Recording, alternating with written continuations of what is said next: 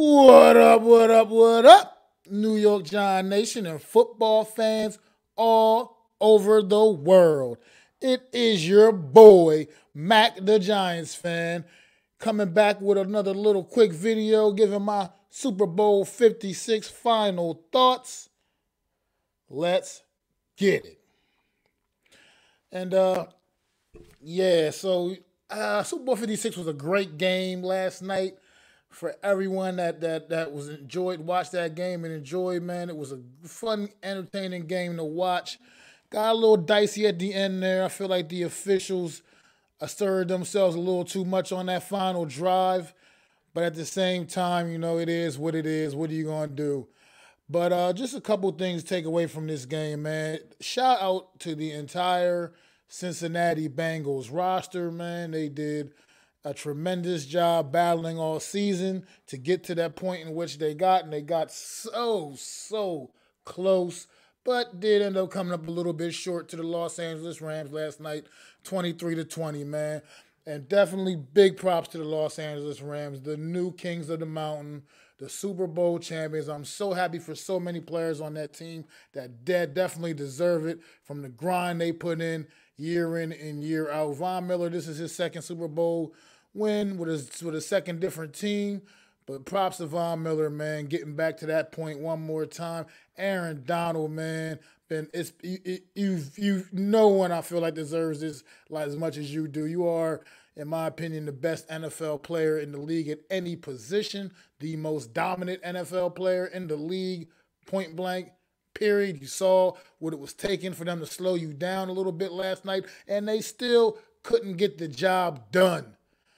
Throwing 2-3 guys at you every play damn near, and Aaron Donald still was out there wreaking havoc, man, because that's the phenomenal talent that he is, man.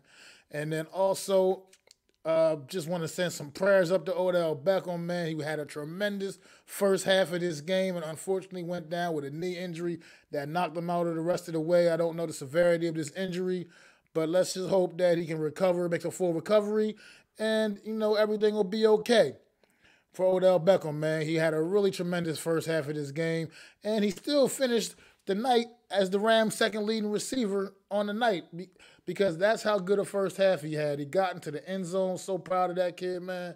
He has had a tough go at it the last few years, and I'm glad. I think he's a very misunderstood young man. He is just a very passionate football player that wants to win and has a strong desire to win, and that gets misconstrued with him being just a complete and total diva, which I'm not going to say he's not a diva to some extent, but he's genuinely a good guy out there who just can get overly passionate sometimes, and there's nothing wrong with that because I know things that I believe in and things that I have strong convictions about. I'm a very passionate guy as well, so I understand, and people misunderstand me. I'm a misunderstood individual as well, so I know what it's like to be in those shoes, man.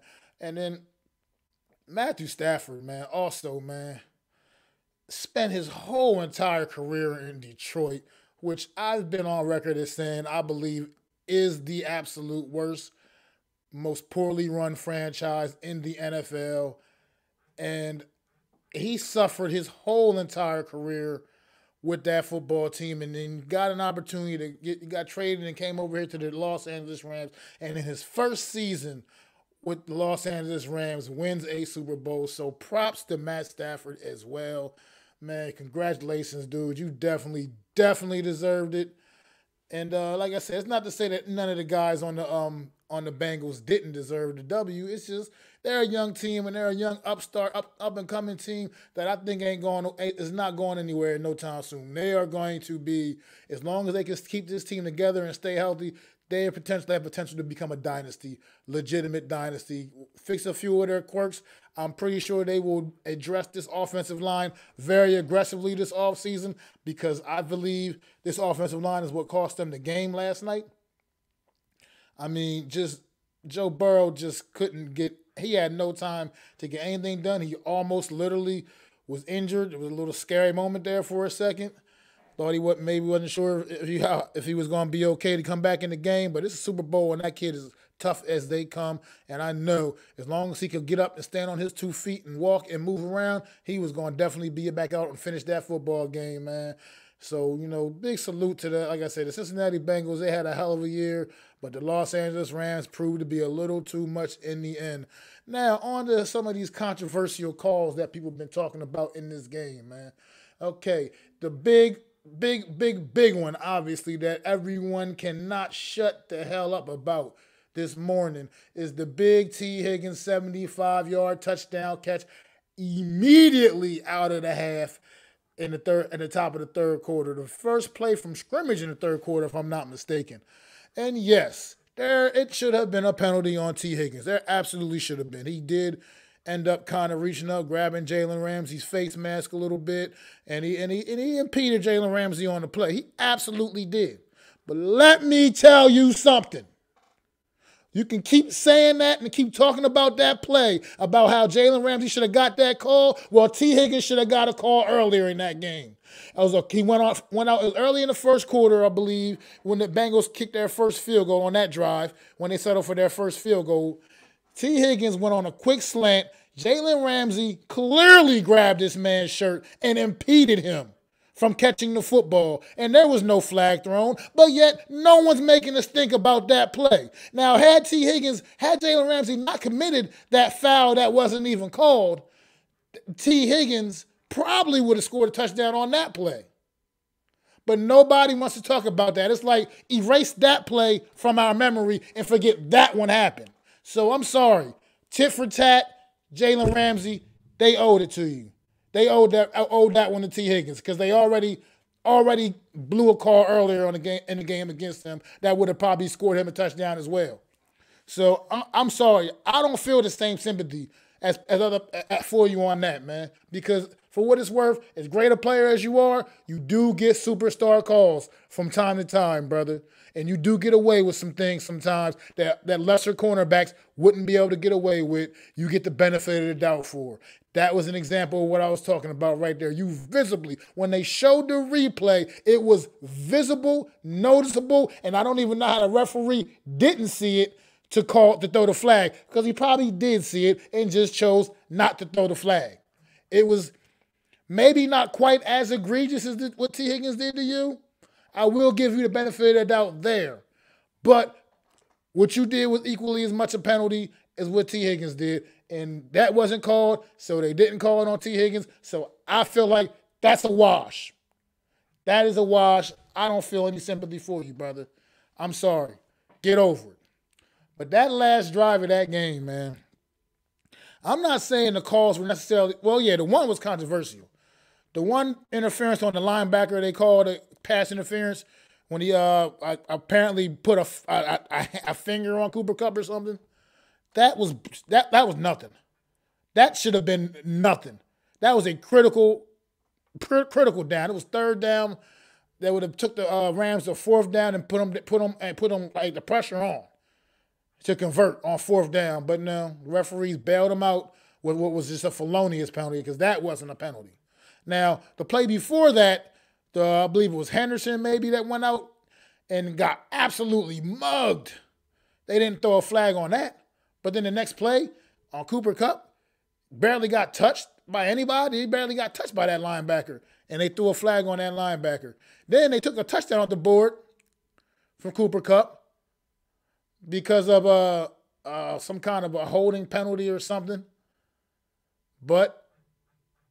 And then there was also the unnecessary roughness. It was just a mess. That last drive was a mess with these penalties, and the referees, to me, were way too involved. Now, granted, a couple of those had to be called. Like that roughing, like what they did to Cooper Kupp in that end zone, that hit, that was unnecessary. And he held onto the football. Unfortunately, since a player on his team committed a penalty as well, the penalty's offset, the touchdown came off the board. But that goes to show you the toughness of Cooper Kupp, who, by the way, was Super Bowl MVP, well deservedly so, because once Odell Beckham went down in this game, it would have been easy for Cooper Kupp to fold, because all the pressure was going to be on him, which it was, man. But yet he was still making those plays, man. 2 big touchdowns in this one, including the game winner, because ultimately on that same drive, Cooper Kupp would still catch the game-winning touchdown pass. And I think he deserved the MVP. A lot of people say Matthew Stafford should have got it because he's the quarterback. He threw 3 touchdown passes. Well, he also threw 2 picks. Put that in perspective. He also threw 2 picks.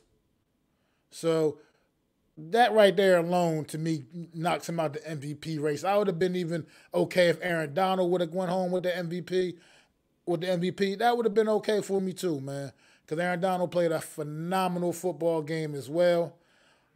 And just like I said, it was a fun, entertaining game that I think those last few minutes of the game leave a little to be desired. The referees, like I said, got just far too involved for my liking, considering the situation, the time of the game.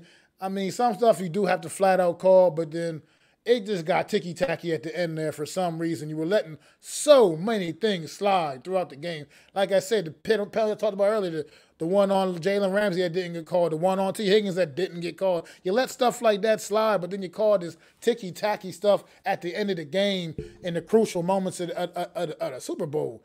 And, you know, Bengals, man, third time wasn't the charm for you in the bowl, man. But you know what? Like I said, you're a good young football team built on a strong foundation. You have great playmakers all over the field. You get that defense tightened up and you fix that offensive line, and you're going to be the team in the AFC that nobody's going to want to play going forward. So with that being said, man, I'm about to wrap my Super Bowl final thoughts up, man. Let me know what y'all think in the comments, please. And definitely like this video. Subscribe, man, to my channel. Also, don't forget, man, on Saturday, Mac the Giants fan, going back to the squared circle, Elimination Chamber live stream, watch party. Let's go. Join me at 12 noon on Saturday afternoon on February the 19th for the WWE Elimination Chamber watch party. And then on Sunday at 1 p.m. live on my channel as well. We'll be back with the Premium Takes podcast with me, Zion Zenith, and Adam Costas doing the damn thing, talking about all kinds of different topics in the world of sports. Let's go. See you there, baby. It's your boy, Mac the Giants fan. Peace. I'd like to thank you all for listening. If you was feeling this, please take time to subscribe and smack them likes. Feel free to drop a comment. Let me know what you think. Don't forget to ring that bell so you know when I'm dropping new content. It's your boy, Mac the Giants fan. You can find me on Twitter, YouTube, and Facebook at Mac the Giants fan. That's MacDa Giants fan.